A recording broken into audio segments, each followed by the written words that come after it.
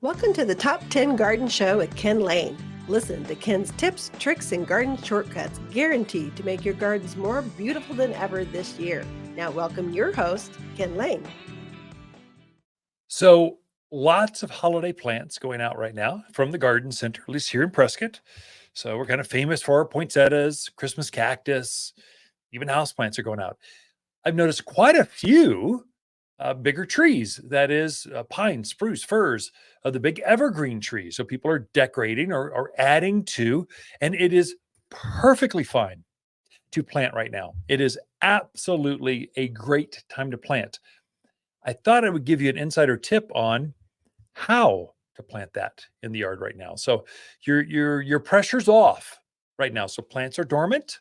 They're moving, they're alive, but they're in stasis. They're kind of slow motion. And that's why it's so difficult to make a mistake by planting now. If you do make a mistake, it will be you planted it, walked away, and didn't do anything until it wakes up next March. So it's going to need some care over the next 8 to 12 weeks. It's going to need some water, basically, a couple times a month. And when you're planting it, the secret is making sure you hydrate that surrounding soil well, because that moisture will stay there for a long time. It'll stay around that root ball for a couple of weeks, which is great. Whereas if you're to plant this in March when it's windy and dry, in June when it's just blistering sun, you'd have to water that thing every 2-3 days. Now you don't. So the pressure's off. The plant likes it because it'll wake up next spring and go, what happened? I went to bed. I was at the farm and I was growing in this beautiful bucket and now I'm in the yard. What is this? And so here's a couple tricks, especially for evergreens. So I'm planting some Arizona cypress at our yard, just in between the houses. So I want to block between the two buildings, my house and yours. And I don't want to see you in your kitchen, your skivvies, making your coffee. I just don't want to see that. I want to block that off. And so we're planting some Arizona cypress, the fastest growing of the thick, kind of juniper looking types or native looking evergreens. They grow up about 20 feet tall, 12 feet wide. It's perfect for a fast growing screen. And if we plant it now, let's say a nice 15-gallon size, 6, 7, 8 foot tree, it's going to grow even more next spring because it's going to root out some and it will just wake up and go, it must be okay. I'm going to grow right here. So I'll get more growth next spring by planting now. Here's how to do it. When you're planting, whatever it is, whatever the size of the bucket is, that's as deep as the hole needs to be. You do not need to go very deep. You're going wide. Roots go sideways. There's nothing down there in Arizona soil, especially elevation. There's nothing down there for them. They're not going to go after more caliche and rock, and there's no soil. There's no richness down there. We're not in the Midwest where you've got 6 foot of topsoil. They just have more rock layers down there. The roots go sideways in search of more nutrients, more water around the yard. They're going to search out looking for things. And so if you know that's how the roots are going to grow, encourage that. Just go all in.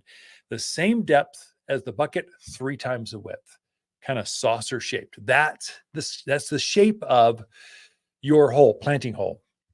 When you dig that hole, when that soil comes out, if you get any debris that's bigger than a golf ball, that has to be screened out, has to be screened. You need to get rid of that junk. It's just going to heat up in summer. I know it's cool now, but it's going to be hot. Those big particles, a big chunky rock doesn't hold enough water molecules to kind of keep things moist. And so you want to screen that stuff out of there. Old roots, they just sit there and compost in the ground. You don't want that. It robs the nutrients. It'll take nitrogen from the tree you're planting in order to feed the composting roots and weeds and that kind of stuff. You don't leave that stuff in the ground. Get it out of there. Of course, boulders, rocks. Some of you live on the rock piles. I don't know how you dig a hole up there. So by the time you get done digging a big boulder out of there, there's no soil left. So you might have to bring in some topsoil. We sell topsoil by the bag. So it's for that reason. And so, but dig your hole. If it's ideal, you don't have to screen it very much. You just amend what's left over with some compost, so premium mulch. So we do make a composted bark product that looks real rich. It looks like coffee grounds, only a little bit bigger. So you want to add some more organic into that surrounding native crummy soil. You're not going to dig out nice stuff. It's going to be crummy.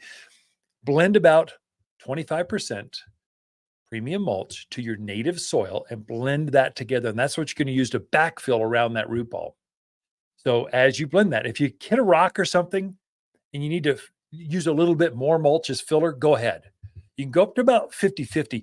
After that, it gets too rich, and there you need to really get a bag of topsoil. So, but most of us, we can use about 25-30% mulch to our native soil, blend that together. That's going to loosen up that native soil so it doesn't go back down so the roots can get through it faster. And it's going to hold the moisture in around the root ball through the winter. And it's going to attract worms. So the beneficial things that are attracted to the richness of your soil, it's going to bring them in. And so those are all good things. So you're going to take that plant out of the bucket, loosen up the bottom roots. Rarely, I mean, you should not buy a plant that's root bound. That is where the roots are going spiraling round and round and round. That's an old plant they couldn't sell last year. So it's a carryover, a leftover, and they're still trying to get it to you. Many times they'll be cheaper priced. They'll be because they're leftovers. They're getting rid of them. But once a plant's roots start growing round and round and round like that, they never stop. I know they say to root prune it, and that's what you have to do if that's the case. But even then, when you prune that wraparound root, it just knows that's what I got to do. I'm wrapping around. It just keeps growing that way. So just try to, if you do see that at the bottom a little bit, just loosen them up a bit. Keep the root ball intact, but loosen the side roots a bit, not a lot, just a little bit. Then you gently put it in the ground.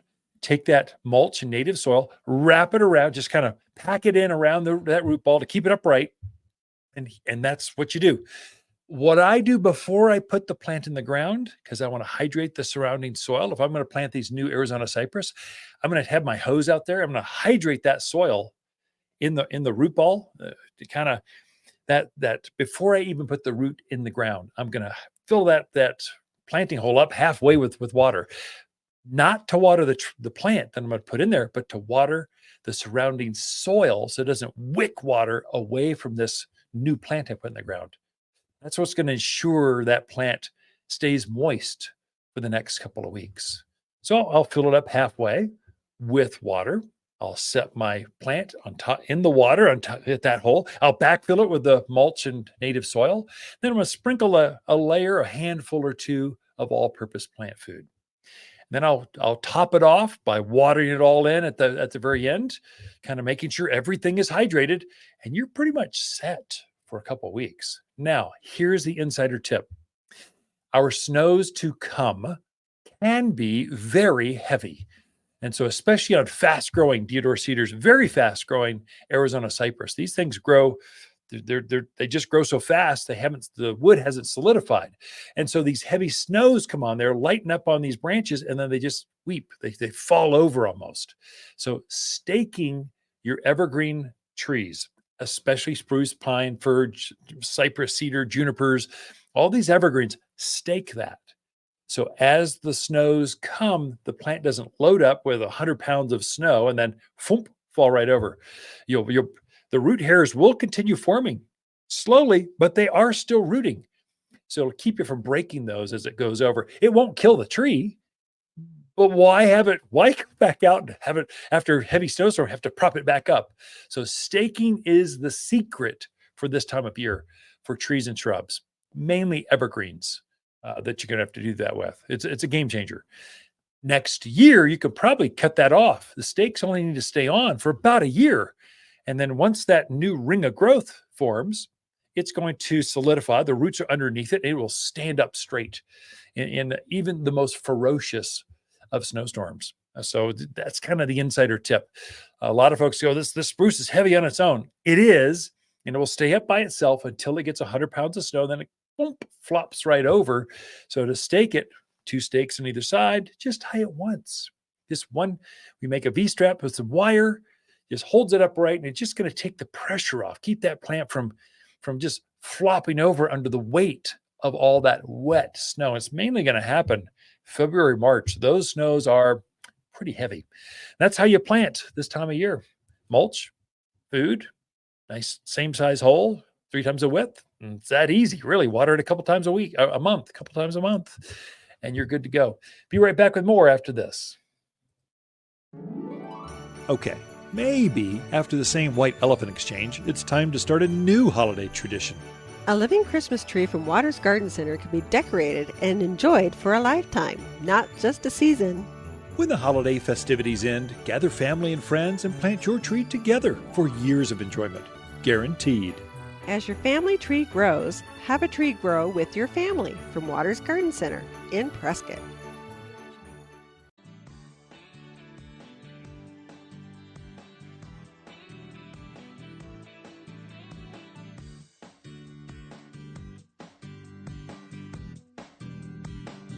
You're listening to garden expert Ken Lain. He can be found throughout the week at Waters Garden Center in Prescott. Thanks for tuning in to the Top 10 Garden Show.